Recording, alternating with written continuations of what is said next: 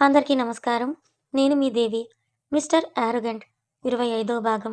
రచయిత వనజ గారు. ఫ్రెండ్స్, కథ చదవడం స్టార్ట్ చేసిన వెంటనే వీడియోకి ఒక లైక్ చేయండి. ఒకసారి అటు చూడు, ఎంత సీక్రెట్‌గా పిలిపించుకున్నావో కదా!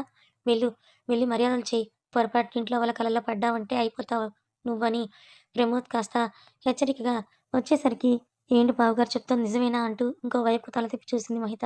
అంతే. ఒక క్షణం షాక్‌లో అలా ఉండిపోయింది. ఇతను నిజంగా క్రిష్‌లాగే ఉన్నాడే, కొంపదీసి వచ్చాడా? ఇప్పుడు అక్క ఇతన్ని చూస్తే, లేదా ఇతను అక్కని చూస్తే అని అంటూ టెన్షన్ పడిపోతూ, అక్కా, ఇప్పుడే వస్తానంటూ కిందకి దిగిపోయింది మహిత. ఎక్కడికి అని త్రిపద వెనకాల నుంచి పిలుస్తున్నా కూడా వినిపించుకోకుండా, క్రిష్, పృథ్వీ స్టేజ్ మీద కపుల్స్‌కి బంధువులందరూ అడ్డం ఉండడంతో వాళ్ళు ఎవరైంది కనపడక చుట్టూ మనుషుల్లో త్రిపద ఎక్కడైనా కనిపిస్తుందేమో అని వెతుకుతున్నారిద్దరు. మహిత వాళ్ళ దగ్గరికి వెళ్ళేలోపే శాస్త్రి గారు, చిన్నమ్మాయి ఎక్కడికని అడగటంతో, నాన్న ఫ్రెండొచ్చింది, తనని తీసుకురావడానికి వెళ్తున్నానని అంటే, అంతలో శ్యామల అక్కడికొచ్చి, స్నేహితుల సంగతి తర్వాత, ముందు మీ అక్కకి, బావగారికి జ్యూస్ తీసుకొని వెళ్ళు. ఇంకా ఫోటోలు, బహుమతులు ఇవ్వాల్సిన వాళ్ళు చాలామందే ఉన్నారు అని చెప్పడంతో, వాళ్ళ ముందర ఒక అడుగు వెనక్కి వేసింది మహిత. శాస్త్రి గారు, శ్యామల అటు పక్కకి వెళ్ళిపోగానే తన ఫ్రెండ్ హిమకి ఆ జ్యూస్ పని అప్పగించి, తను కృష్ణ దగ్గరికి వెళ్ళాలనుకునే హడావిడిలో ఫాస్ట్‌గా ముందుకు వెళ్తూ బంధువుల్ని పలకరించడానికి వెళ్తున్న శర్మగారికి ఢీ కొట్టేసింది. అయినా కోపంగా చూస్తూ, ఏంటా హడావిడి?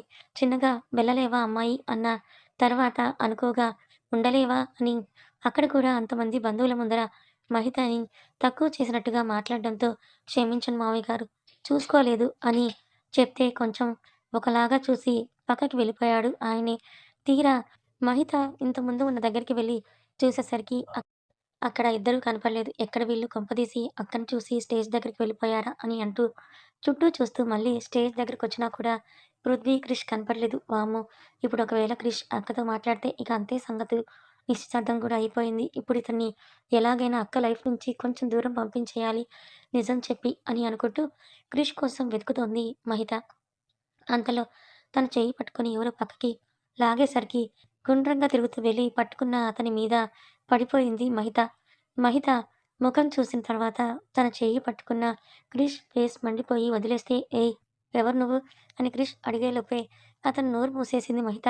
అతను ఏం మాట్లాడాలని అనుకుంటున్నది కూడా వినకుండా. ప్లీజ్ సైలెంట్‌గా ఉండరా? ఎవరైనా చూస్తే చాలా ప్రాబ్లమ్ అవుతుందని మహిత తన పాటికి తను చెప్తూ బల్లం కొద్దీ క్రిష్ నోరు అదుపు పట్టుకుంది. క్రిష్ ఏం చెప్పాలో తెలియక, చెప్పడానికి వీల్లేక అతని నోరు అదుపు చేయడంతో మహిత భుజాల మీద గట్టిగా చెయ్యేసి ఒత్తేసరికి ఆమెకి కోపం సర్రున లేసి, ఏయ్! అని అరిసేలోపే, నేను చూసుకోలేదు. నా గర్ల్ ఫ్రెండ్ త్రిపుర అనుకున్నాను వెనక నుంచి చూసి. అంతే. అబ్బో! మా అక్క నీ గర్ల్ ఫ్రెండ్ అంటున్నాడంటే లవ్ చేస్తున్నాడా అని అనుకుంటూ క్రిష్ వెళ్ళబోతూ ఉంటే అతని కాలర్ పట్టుకొని ఆపేసింది మహిత. ఈసారి కోపం మన క్రిష్ బాబుకొస్తే ఆ కళ్ళు చూసి వదిలేసి, ఇప్పుడు అక్క గురించి చెప్పి ఎందుకు నిన్ను డిస్టర్బ్ చేసి అనవసరంగా రచ్చ చేయడం, గొడవ పెట్టుకొని పంపించేస్తే బెటర్ కదా అని అనుకుంటూ, ఎవరయ్యా నువ్వు? ఇలా చెయ్యి పట్టుకొని లాక్కున్నావు? ఆ! అమ్మాయిలంటే రెస్పెక్ట్ లేదా? అని అంటూ మహిత బయట వాళ్ళకి వినపడకుండా క్రిష్‌కి మాత్రమే గట్టిగా తగిలేలా అరుస్తూ ఉంటే, ఆమె వైపు విసుగ్గా చూస్తూ, చెప్తున్నా కదా! నా గర్ల్ ఫ్రెండ్ కొని నిన్ను పట్టుకున్నాను అంతే. నీ ఫేస్‌ని చూసి కాదని తెలిసింది అంటూ మళ్ళీ బయటికి వెళ్ళడానికి ట్రై చేస్తుంటే ఆపేసి, అంతే. ఏంటంటే ఒక అమ్మాయిని ఇలా చెయ్యి పట్టుకొని లాగడం అంత కరెక్ట్ అనుకుంటున్నావా? నువ్వు? అమ్మో!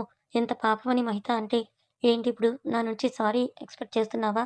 అంత సీన్ లేదులే గానీ, అవతల నాకు చాలానే పనులున్నాయి. జిడ్డులాగా తగులుకున్నావు అని అంటూ క్రిష్ ఇంకా విసుక్కుంటూ ఉంటే, ఇంకెలా ఆపాలో మహితకి అర్థం కాలేదు. మీరు ఎవరి కోసమైనా వెతుకుతున్నారా? అని అడిగేసింది. అలా అయినా కొంచెం డైవర్ట్ చేసే ఛాన్స్ ఉంటుందేమో అని. క్రిష్ కూడా ఇలా నేను వెతికితే ఎవరినైనా అడిగినా రాంగ్‌గా కన్వే అవుతుంది ఏమో! ఈ అమ్మాయి హెల్ప్ చేస్తుంది అని అనుకుంటూ, తిరుపత అనే అమ్మాయి నీకు తెలుసా? అని అడిగాడు క్రిష్. ఆ! తెలుసు అని మహిత అనగానే, థాంక్ గాడ్ అని అనుకుంటూ తను ఎక్కడుంటుంది? ఇదే ఫంక్షన్‌లో ఉందా? అని అంటూ చుట్టూ చూస్తూ అడుగుతుంటే, మీరు మాట్లాడేది హైదరాబాద్‌లో ఎంటెక్ చేస్తున్న త్రిపద అక్క గురించే కదా? అని అడిగింది మహిత. ఆ! యెస్, తనే. తని అయ్యో! ఆ అక్క ఏవో ముఖ్యమైన పరీక్షలున్నాయని ఇందాకే ఫంక్షన్ చూసుకొని హైదరాబాద్ వెళ్ళడానికి రైల్వే స్టేషన్‌కి వెళ్ళిపోయిందని మహిత యాక్టింగ్‌లో జీవించేసరికి, అవునా? Are you sure? అని అడిగాడు క్రిష్. ఆ! తనే. మా త్రిపత అక్క గురించి నాకు తెలియదా? మీరు త్వరగా వెళ్తే తనని పట్టుకోవచ్చు అని మహిత ఇంకా నమశక్యంగా అన్నట్టు చెప్పేసరికి క్రిష్ పృథ్వీని తీసుకొని బయటికి వెళ్ళబోయే టైంకి బాబు అని అంటూ పిలిచారు క్రిష్ని. వెనక నుంచి చూసిన శాస్త్రి గారు వెనక్కి తిరిగి ఆయన్ని ఒకసారి చూడగానే క్రిష్కి త్రిపుర గారు గుర్తుకు రావడంతో పూర్తిగా ఆయన వైపుకు తిరిగి ఏంటన్నట్టుగా చూస్తూ ఉంటే, "నువ్వు ఎప్పుడు చూడలేదు నిశ్చితార్థానికి వచ్చినట్టున్నావు బాబు" అని ఆయన అంటుంటే, ఒక పక్క తిరుపత వెళ్ళిపోతుందేమో, లేట్ అవుతుందేమో అని టెన్షన్‌గా ఉన్న క్రిష్‌కి ఆయనకి అవును ఫంక్షన్ కోసమే వచ్చానని చెప్పాడు. సంతోషం. ఇక్కడ నిన్నెప్పుడూ చూడలేదు. మా ప్రమోద్‌కి స్నేహితుడివా అని అంటూ ఆయన అడుగుతూ ఉంటే, ప్రమోద్ ఎవరు? మేబీ గ్రూమ్ నేమేమో అనుకుంటూ ఇప్పుడది చెప్పడమే బెస్ట్ అనుకుంటూ, "ఆ! అవును" అని అన్నాడు. "అవునా? మరైతే దగ్గరికి వెళ్ళకుండానే వెనక్కి వెళ్ళిపోతున్నావు. భోజనమైనా చేశావా లేదా బాబు?" అని శాస్త్రి గారు ఆత్మీయంగా అడుగుతుంటే, "అబ్బే లేదండి" అని పళ్ళు ఇకిలిస్తూ ఆకలి మీదున్న పృథ్వీ చెప్పేసరికి అతని వైపే కొట్టేలాగా చూస్తూ, "పర్వాలేదు అంకుల్. మాకు ట్రైన్‌కి టైం అవుతుంది. ఫంక్షన్ చూసాం కదా! ఇంకా వెళ్ళిపోతున్నాం" అని చెప్పాడు క్రిష్. "వెళ్ళిపోతున్నారా? అప్పుడేనా? భోజనాలు కూడా చేయకుండా ఇంతకీ నువ్వు ఏ ఊరు వెళ్ళాలి బాబు?" అని శాస్త్రి గారు అడిగేసరికి, "హైదరాబాద్ వెళ్ళాలి అంకుల్" అని చెప్పాడు క్రిష్. "భలేవాడివే! ఇప్పుడు ఎలా వెళ్తావు? రాత్రి వరకు ఈ ఊరు నుండి హైదరాబాద్ వెళ్ళడానికి ట్రైనే లేదు. భోజనాలు చేసుకొని కాసేపు విశ్రాంతి తీసుకున్నాక వెళ్దువుగానిలే" అని శాస్త్రి గారు అంటుంటే, "ఏంటి? ఇప్పుడు హైదరాబాద్‌కి ట్రైన్ లేదా? మరి ఆ అమ్మాయి ఎందుకు అలా అబద్ధం చెప్పింది? తిరుపతినే నన్ను చూసి అలా చెప్పించిందా?" అని ఆలోచించిన క్రిష్‌ని చూస్తూ, "మీరిప్పట్లో వెళ్ళలేరు. చూస్తుంటే దగ్గరికి కూడా వెళ్ళినట్టుగా లేరు" అని అంటూ, "రండి బాబు" అని క్రిష్‌కి స్టేజ్ దగ్గరికి తీసుకొని వెళ్ళబోయాడు. మధ్యలో కనిపించిన కమలని చూస్తూ, "కమల మన ప్రమోద్ స్నేహితుడట. నిశ్చితార్థానికి పిలిచినట్టున్నాడు మన ప్రమోద్. మీరు ఎవరూ చూసుకోలేదు. తిరిగి వెళ్ళబోయాడు. తీసుకొని వెళ్ళమ్మా" అని అంటూ క్రిష్‌ని కమల గారికి అప్పగించి శాస్త్రి గారు పక్కకి పోతే క్రిష్‌ని అలాగే చూస్తూ ఉన్నారు కమల గారు. ఎందుకు అంటే, మన క్రిష్‌లో అమ్మ పోలికలు చాలానే ఉన్నాయి కదా! శాస్త్రి గారు వయసు రీత్యా గుర్తుపట్టలేదేమో. "రా బాబు" అని అంటూ క్రిష్ చేతిని పట్టుకున్న కమల గారికి ఒక ఆత్మీయ స్పర్శ తెలుస్తుంటే ప్రమోద్ తిరుపతిల దగ్గరికి తీసుకువెళ్ళింది. కానీ అక్కడికి వెళ్ళేసరికి స్టేజ్ మీద ఎవరూ లేక అటుగా వెళ్తున్న శ్యామలని పిలిచింది కమల. "ఏంటొదినా? ఎవరు ఈ అబ్బాయి?" అని శ్యామల డౌట్‌గా చూస్తూ అడుగుతూ ఉంటే, "ఇతను మన ప్రమోద్‌కి స్నేహితుడంట. వాళ్ళని కలవకుండా వెళ్ళిపోతుంటే అన్నయ్య పంపించారు. ఇంతకు ప్రమోద్ వాళ్ళెక్కడా?" అని కమల చుట్టూ చూస్తూ అడుగుతూ ఉంటే, "ఫోటోలు, గిఫ్టులు అన్నీ అయిపోయాయి కదా! గుళ్ళోకి దర్శనం కోసం వెళ్లారొదినా" అని చెప్పి క్రిష్‌ని చూస్తూనే వెళ్ళిపోయింది శ్యామల. "బాబు, ప్రమోద్ రావడానికి సమయం పడుతుందేమో. ఆలోపు మీరు భోజనాలు చేసేయండి" అని ఆవిడ అంటూ ఉంటే, "పర్లేదు ఆంటీ" అని ప్రమోద్‌ని పెళ్ళికొడుకు పేరు గుర్తుపెట్టుకున్న క్రిష్, "ప్రమోదొచ్చాక విషెస్ చెప్పేసి తింటాంలే" అని అన్నాడు. ఆలోపు త్రిపురని వెతకొచ్చన్న సాకుతో, "సమయం పడుతుంది. పొద్దున టిఫిన్ కూడా చేశారో లేదో ముఖం చూడండి ఎలా అయిపోయిందో" అని అంటూ క్రిష్‌కి అడ్డం పట్టుకొని చూస్తూ, "తన స్నేహితులెవరో వస్తున్నట్టు మా వాడు చెప్పలేదే.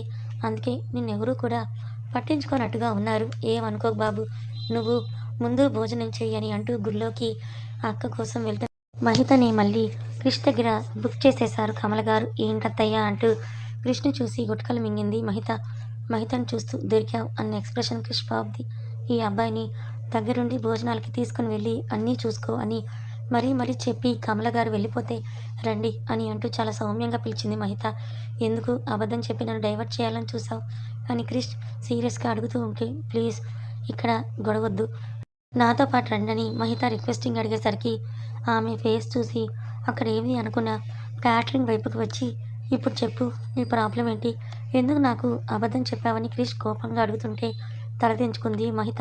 "అవన్నీ క్రిష్ బాబుకి అనవసరం కాబట్టి త్రిపద ఎక్కడుందో తీసుకొస్తావా? లేదా నేనే ఎవరినో ఒకరిని అడిగి తెలుసుకొని మాట్లాడుకోనా? ఇందాక ఏం అనుకోలేదు కానీ ఇంతగా దాస్తున్నావంటేనే నువ్వు ఆ పదం చెల్లెలివా?" అని అంటూ క్రిష్ డౌట్‌గా అడిగేసరికి, "అవును" అని తలూపింది మహిత. "నిన్ను నా దగ్గరికి పంపించి మీ అక్క ఎక్కడ దాక్కుంది? ఇక్కడే ఉండాలి కదా! పిలువు తనని" అని క్రిష్ చుట్టూ చూసేసరికి అతన్ని గట్టిగా హగ్ చేసుకుంది మహిత. "ఏయ్! ఏంటిది వదులు" అంటూ క్రిష్ మహితను ముట్టుకోకుండా పక్కకి జరపాలని చూస్తుంటే, మహిత మాత్రం గట్టిగా క్రిష్‌ని హగ్ చేసుకొని ఉంది. "రేయ్! వచ్చి తనని లాగు" అని అంటూ ఆశ్చర్యంగా చూస్తున్న పృథ్వీ నార్మల్‌గా వచ్చేంత గట్టిగా అరిచాడు క్రిష్. "బావా" అని అంటూనే మహితని పక్కకి లాగడానికి చూస్తూ ఉంటే 5 నిమిషాలకి మహితని దూరం జరుగుతూ క్రిష్‌కి ఏం సమాధానం చెప్పాలో తెలియకుండా చెప్పకుండా వెళ్ళిపోయింది. ఏంటి ఈ అమ్మాయి ఆ పదంని అనుకుంటే తన చెల్లి కూడా ఇంకా క్రాక్‌లాగా ఉందే అని అనుకుంటూ క్రిష్ ఉంటే మళ్ళీ శాస్త్రి గారు చూసి క్రిష్‌ని భోజనం దగ్గరికి తీసుకొని వెళ్తాడు. ఇద్దరూ కూడా తిన్నాక ప్రమోద్ వాళ్ళు ఇంటికి వెళ్ళిపోయారు బాబు. నువ్వు కూడా వెళ్తావా కలవడానికి? అని ఆయన అడగడంతో పర్లేదులే అంకుల్. నేను ఇంకా వెళ్ళిపోతాను అని అన్నాడు క్రిష్ బాబు. త్రిపద కావాలని తప్పించుకుంటోంది. కాలేజీకి రాకపోతుందా? అప్పుడు తన సంగతి నేను చెప్పనా అని అనుకుంటూ అన్నయ్య ఈ అబ్బాయి భోజనం చేశాడా? అని అప్పుడే అక్కడికి వచ్చిన కమల గారు అడగడంతో "ఆ! అమ్మ" అని చెప్పిన శాస్త్రి గారు ఇతను వెళ్ళిపోతాను అని అంటుంటాడమ్మా.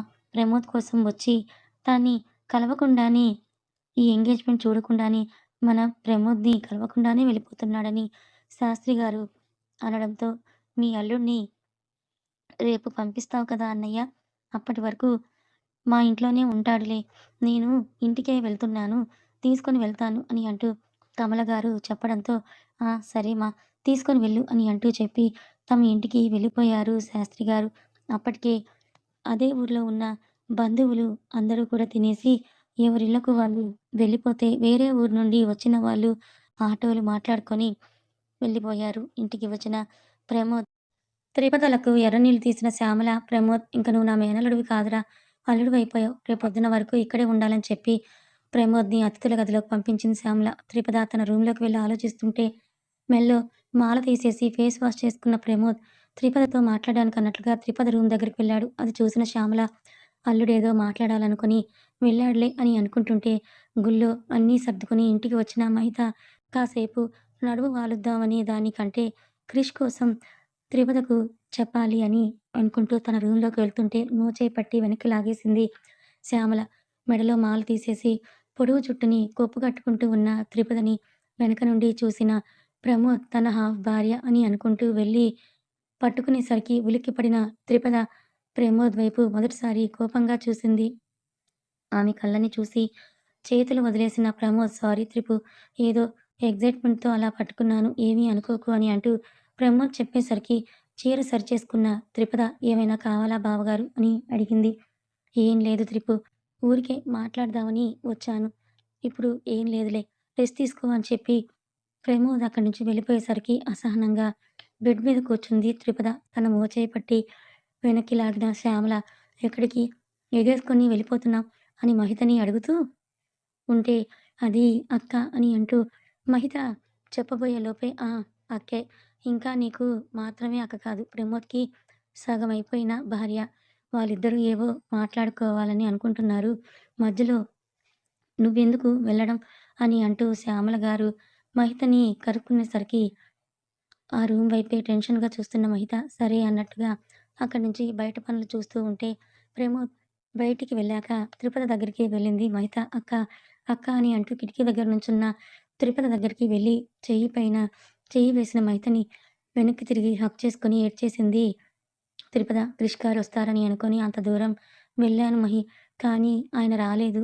అంటే అందరిలాగా అనుకోని నన్ను కూడా మర్చిపోయి ఆ రోజు జరిగింది వదిలేసారా అని త్రిపద బాధగా అడుగుతూ ఉంటే, "అక్క నాకు ఒకటి క్లారిటీ ఇవ్వు. నువ్వు క్రిష్ గారు నీ కోసం రాలేదు అని ఫీలవుతున్నావా? లేదా నాన్నకి పరిచయం చేయలేకపోయాను అని ఫీలవుతున్నావా?"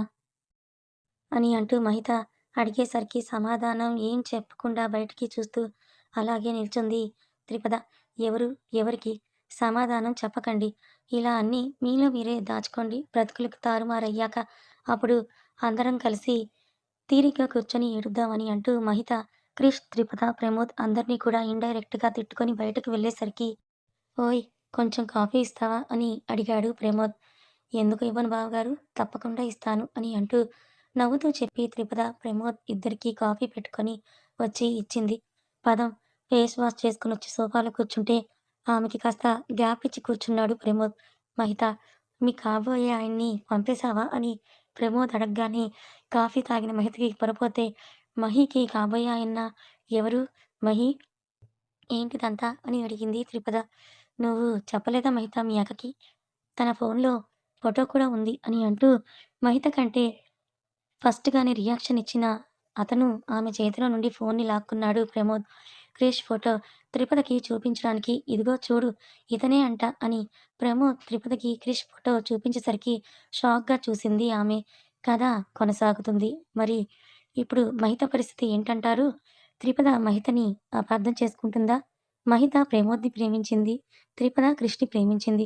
క్రిష్ కూడా త్రిపద ప్రేమని గెలుచుకోవాలని ఇక్కడికొచ్చాడు. మరి క్రిష్‌కి ఇప్పుడు త్రిపద, ప్రమోద్‌ల ఎంగేజ్‌మెంట్ అయిపోయిందని తెలిస్తే మరొక పక్క మహిత ప్రమోద్‌ని వదులుకుంటుందా?